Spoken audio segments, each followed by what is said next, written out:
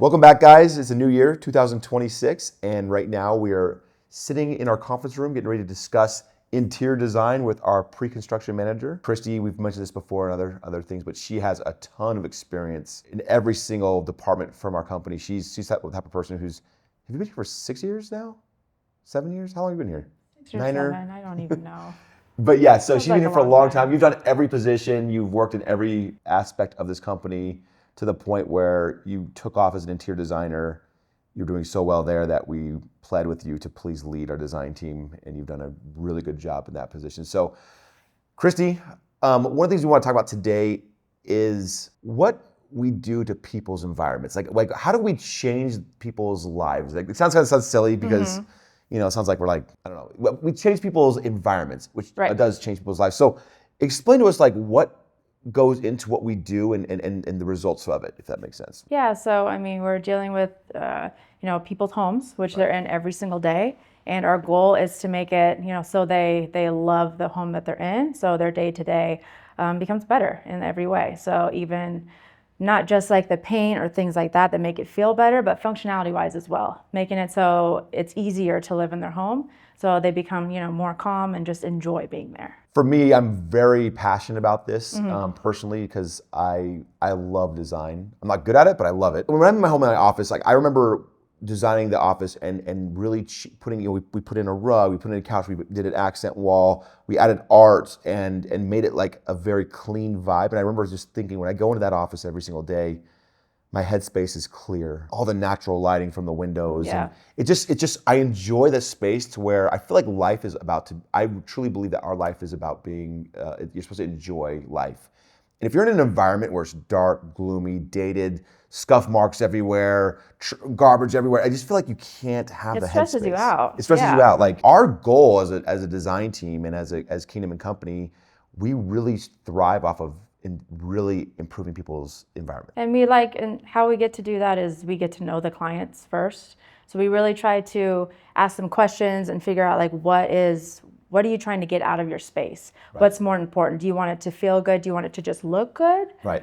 So you feel good in it, or does it need to be super functional for you? Right. And that way also we can help guide them in their budget and where best to spend their money in order to get that perfect space for them. The value engineering. Yeah. There's three functions to it. There's value engineering, which is helping people stick to their budget. Then there's functionality, which is making sure the space is functional. And then the third, which is to me one of the most important things, is the beauty of the whole thing. Exactly, yeah. So that makes a lot of sense. And I love that that's what we do to people's environments. Is there a story or somebody that comes to mind where they were just so happy after a project that you worked with? Like, is there what's the first project comes to mind of like an environment that you changed where you're like, you were proud of it, the client's obsessed? Like, what comes to mind? The first one that comes to mind is I did one it was just a few months ago. It wasn't a huge house, it was kind of a small home. It was their second home, but they just gave me like full range on it. They just said, they gave me a few things, like we wanted more cabinetry in the kitchen, but everything else, we just wanted to have this vibe of like this beach home. You know what I mean? And so I kind of just took that and ran. They were super easy to work with. And in the end, they were just so happy. I got to do the little things that maybe other homeowners might not think of, little design things like cool tile patterns and things that just kind of make the room feel a little bit more elevated. Right. But at the very end, they just loved it, just everything that we did. Just because that was the whole thing with them, is they wanted that vibe of how they wanted it to feel. And that's what we gave them, and they loved it. So the three things that we really hit home is value engineering, which is making sure we stay on budget. Then functionality, which is very important, and beauty and artistry, right? So let's talk a little about the second one, which is functionality. So when you're doing a kitchen or designing an office space, or whatever it may be, like cabinetry is super important. One of the things that sets us apart is we do in-house cabinetry, in-house design with cabinetry. So that really sets us apart as a company because we are obsessed with making sure that those spaces are functional. So how do you do that? So I mean, that's probably one of my favorite parts in the design, is doing that part, because I'm kind of obsessed with it, like in my own personal life. Like I want everything to be super functional, so everything becomes easy. So we do that first by getting to know the client more. So say in a kitchen, the first thing I'm gonna ask them is, do you cook? Because a lot of people have a kitchen, but they don't really cook. Right. So if they don't, then I'm not going to have them spend money on all these fancy pullouts for, putting their knives here and things like that because they don't really need it. Right, like spice racks and things like that. Right, if they don't really need it. So we're not going to put their money there. But in the case that they do cook, okay, do you entertain? Do you have a lot of decorative china? Right. Do you have a lot, these little questions that we ask them so then we can know exactly what to put in their kitchen to make it the most functional for them. Right. And I love that. Like I was sitting in a meeting the other day, and this family does cook, and they're big time like sourdough bread makers and things like that. And I remember just thinking like, oh my gosh, they were so excited of the design in the kitchen that we were designing for them, and it was so functional. All these different pull-outs and all these different ways of doing things because to them, cooking was everything. It's really good to have a designer or a team that understands these things. Right, because we have, the designers, we have the knowledge of what we can provide. Right. Whereas the homeowners don't know that some of these things exist. So we have to kind of get that information from them in order to offer these things to them. So going back to the three things, value engineering, functionality, beauty, design, artistry, right? So let's go to the first one, which is value engineering. So one of the things that's really important to us and our clients is making sure that we're not overspending and losing equity in a home. Right. That's very important. We're really close to a lot of realtors in the Valley who we really get ideas of what value brings to a house. So the last thing we want to do for a client is overspend. As much as we want to go crazy and design some of the coolest things ever because it's fun for us, we also are very conscious about making sure that we're not overspending. So one of the things that we do for that I think we really do a good job on, and your design team does a really good job on, is we focus on the areas that bring the most value, but we'll talk clients out of things. Yeah, definitely. And give me some examples of how you've done that in the past. I had a client who really wanted to do underneath his stairs. He wanted this bench with a built-in bookshelf and things like that. At the end of the day, when we got all the numbers back, we were a little bit over budget. Right. And that's the first place when we're like, let's rethink this area, because in the long term, are you going to use this every day? Right. Is it going to bring that much value to you as a person? Right. And at the same time, it's not going to bring added actual value, to the home. Right. So that's one of the things like that, little design things that cost a little bit more money, are things that we would kind of talk our clients out of in order to meet the budget. Other things would be really fancy design elements that, just don't add that much value. Say this client just loved this tile, but this tile was $100 a square foot. You know what I mean?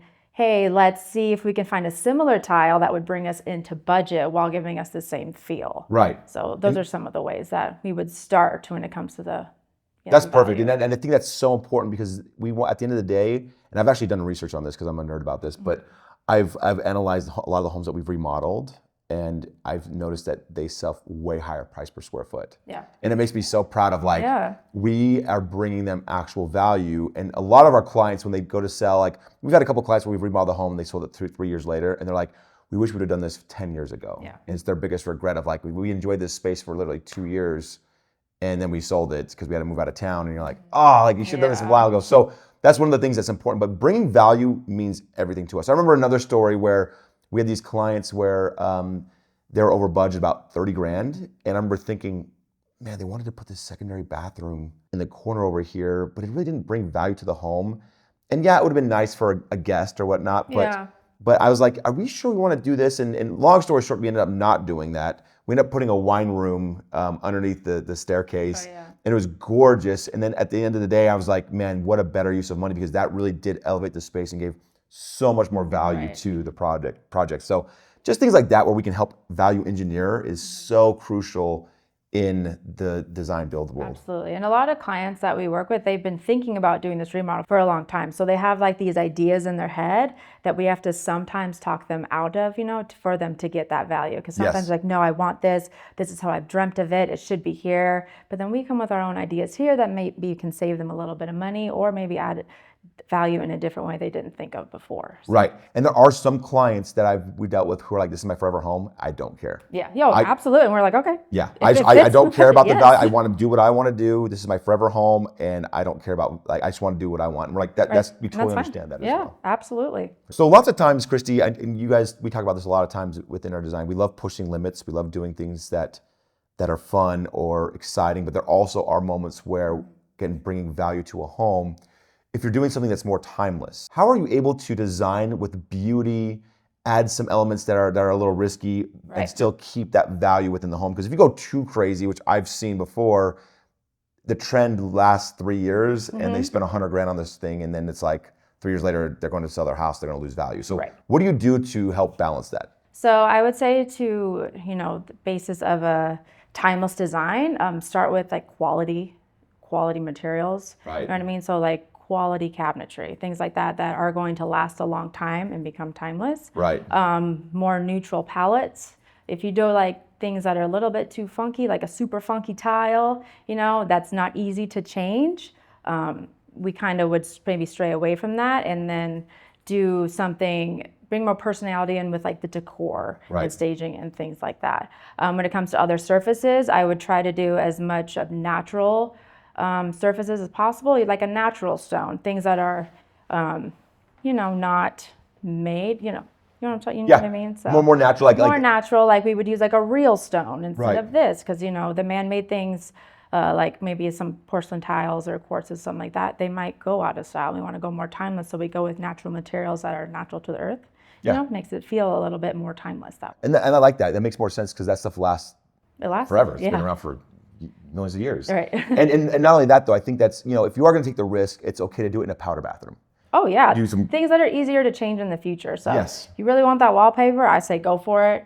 You can always change that later. But other things like tile or stones or things that are not as hard to change, I would make them more neutral or more natural. Right. Like if we were going to get a client that was going to take some risk, I would say, hey, let's make sure the functionality of the layout's great. Let's make sure we do some like really pretty elements on the flooring, with the cabinets, like you were just saying. And if you want to take some risks on maybe an accent wall, or take a risk on like I said, a powder bathroom, or even, but just not in the areas where it's super expensive. Because then if you're going to go to sell your house, it's like your cabinets are turquoise. And and I've had this happen before.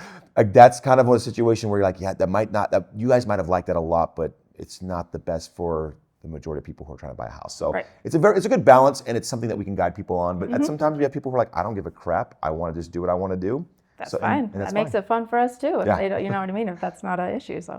When people say the word design, it means a lot to a lot of people. There's a lot to it, yeah. We'll have some people call us up and say, hey, can you come to my house and help put a tree in my house and design a tree? And we're like, we can do that, but that's something that we do on top of, right? So phases of design, like how would you describe like phases of design? Like the way I would look at it is like, okay, we got layouts, you've got elevations. The first would be architectural design, like the bones of the space, how it's laid out, how it functions.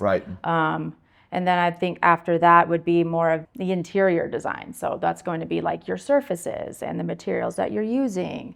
And then from there, we would move on to, the very end, like the staging, the finishes. So that would be more like the furniture, the decor, the final pieces that bring everything together. So there are like definitely multiple phases to different parts of the design. So yeah, when you hear interior design, it's not just like, let me pick out the couch. It's definitely not it. There's so many layers to it. So it's kind of funny. Like I've heard the analogy one time. It's kind of like a body. Like if that first starts with the structure of your body, of bones and skin, and all that stuff. Like that's like the architecture aspect of it. And then like your clothes are like a lot of the interior design stuff that like paints and the wallpapers and the countertops and stuff like that. And then I've heard before that they got like the makeup and your jewelry. I was gonna say jewelry. Yeah, that's like the decor, and that's like I heard it one time from a designer, and I'm like, that's a really good way of like giving the idea. It builds upon layers upon layers. It's not just like design. It's such a broad word, and especially in our space, because we do so much. But yeah, I think it's really important for people to understand that it's a phase where, when we talk about interior design, and when we talk, especially with Kingdom & Co., design build and what sets us apart.